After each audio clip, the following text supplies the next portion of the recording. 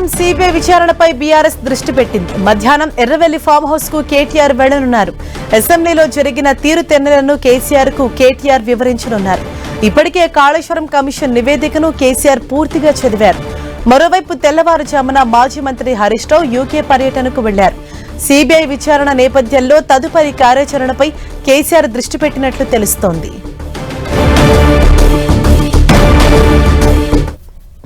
ఇదే విషయంపై మరింత సమాచారాన్ని మా ప్రతినిధి కరుణాకర్ మనకు అందిస్తారు.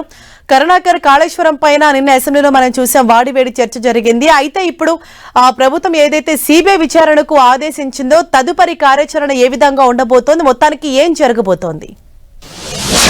కేసీఆర్ సిబిఐ ఎంక్వైరీపై దృష్టి పెట్టినట్టు తెలుస్తుంది. మనం చూసాం అసెంబ్లీలో సుదీర్ఘంగా జరిగిన చర్చ తర్వాత తెలంగాణ ప్రభుత్వం కాళేశ్వరం ప్రాజెక్టుకు సంబంధించిన అవకతవకలపై సిబిఐ విచారణకు ఆదేశించాలని చెప్పి నిర్ణయం తీసుకుంది. దీనిపై ఇప్పుడు బీఆర్ఎస్ పార్టీ దృష్టి సారించింది. మధ్యాహ్నం BRS working president KTR farm హౌస్కు వెళ్లబోతున్నారు. అక్కడ కేసీఆర్తో భేటీ అయి నిన్న అసెంబ్లీలో జరిగిన తీరుతెన్నులు జరిగిన అంశాలన్నింటినీ కూడా కేసీఆర్ దృష్టికి తీసుకెళ్లే ప్రయత్నం చేయబోతున్నారు. ఇప్పటికే కేసీఆర్ 665 పేజీల కాళేశ్వరం కమిషన్ రిపోర్టును పూర్తి స్థాయిలో చదివినట్టు బీఆర్ఎస్ పార్టీ వర్గాలు చెప్తున్నాయి. కాబట్టి తదుపరి ఎటువంటి ఎటువంటి వ్యూహాన్ని అనుసరించాలని దానిపైన బీఆర్ఎస్ పార్టీ ఒక నిర్ణయం తీసుకునే అవకాశం కనిపిస్తోంది. ఇప్పటికే ఈ తెల్లవారుజామున మాజీ మంత్రి హరీష్ రావు యూకే పర్యటనకు వెళ్లిన తర్వాత ఆయన వచ్చిన తర్వాత దీనిపై పూర్తి స్థాయిలో నిర్ణయం తీసుకునే అవకాశం కనిపిస్తోంది. ఎందుకంటే ఈరోజు హైకోర్టులో కూడా హరీష్ రావు దాఖలు చేసిన పిటిషన్పై విచారణ జరగబోతుంది. అంతకుముందుకు కేసీఆర్, హరీష్ రావు ఇద్దరు దాఖలు చేసిన పిటిషన్లపై విచారణ ఇంకా పెండింగ్లో ఉంది. 4 వారాల పాటు వాయిదా వేసింది. కాబట్టి ఈ అంశాలన్నీ తేలిన తర్వాత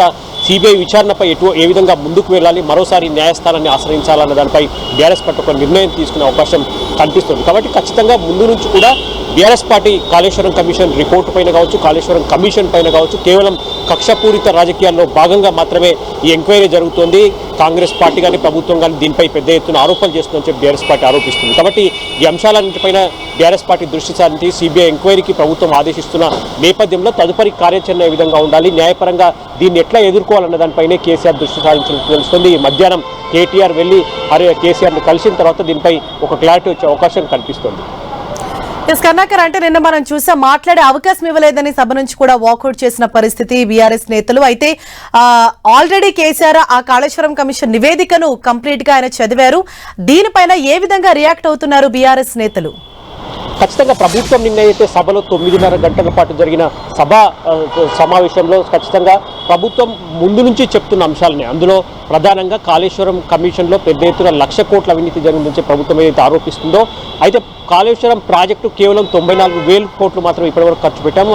అలాగైతే 1,00,000 కోట్ల ఏ విధంగా అవినీతి జరుగుతుందని చెప్పి బీఆర్ఎస్ పార్టీ ముందు నుంచి ఆరోపిస్తూ వస్తుంది. నిన్న కమిషన్ నివేదికపై సభలో చర్చ సందర్భంగా కూడా తమకు పూర్తి స్థాయిలో మాట్లాడే అవకాశం ఇవ్వలేదని చెప్పి మాజీ మంత్రి హరీష్ రావు నిన్న గన్ పార్క్ దగ్గర ఆందోళన చేపట్టినప్పుడు ఆయన మాట్లాడిన పరిస్థితిని కూడా మనం చూస్తున్నాం. కాబట్టి బీఆర్ఎస్ తన వర్షను వినిపించే అవకాశం సభలో ఇవ్వలేదు. కాబట్టి ఇక తమ ప్రజాక్షేత్రంలోనే తేల్చుకుంటామని చెప్పి నిన్న హరీష్ రావు చెప్పిన పరిస్థితి మనం చూస్తున్నాం. మొత్తం మీద సిబిఐ ఎంక్వైరీకి ప్రభుత్వం ఆదేశిస్తుండడంతో దీన్ని ఏ విధంగా ఓవర్కమ్ చేయాలి అన్న దానిపైన బీఆర్ఎస్ పార్టీ దృష్టి సారించిందని చెప్పవచ్చు. ఇప్పటికే హైకోర్టులో 2 పిటిషన్లు బీఆర్ఎస్ పార్టీ దాఖలు చేసిన పిటిషన్లు పెండింగ్లోనే, ఒక పిటిషన్ మాజీ మంత్రి హరీష్ రావు దాఖలు చేసిన పిటిషన్పై ఈరోజు విచారణ జరగబోతోంది. కాబట్టి హైకోర్టు ఈ అంశంలో ఏం చెప్పబోతోంది, మొత్తం మీద ప్రభుత్వం సిబిఐ ఎంక్వైరీకి ఆదేశించిన నేపథ్యంలో దీనిపై తదుపరి న్యాయ పోరాటం ఏ విధంగా చేయాలి, న్యాయ వ్యవస్థని అప్రోచ్ అయ్యే అవకాశం ఎంత మేరకు ఉందన్న దానిపైన కేసీఆర్ దృష్టి సారించినట్టు తెలుస్తుంది. ఈరోజు బీఆర్ఎస్ వర్కింగ్ ప్రెసిడెంట్ కేటీఆర్తో చర్చించి పార్టీ ముఖ్య నేతలతో కూడా చర్చించిన తర్వాత న్యాయ నిపుణులతో కూడా కేసీఆర్ సంప్రదింపులు జరిపే అవకాశం కనిపిస్తోంది. ప్రభుత్వం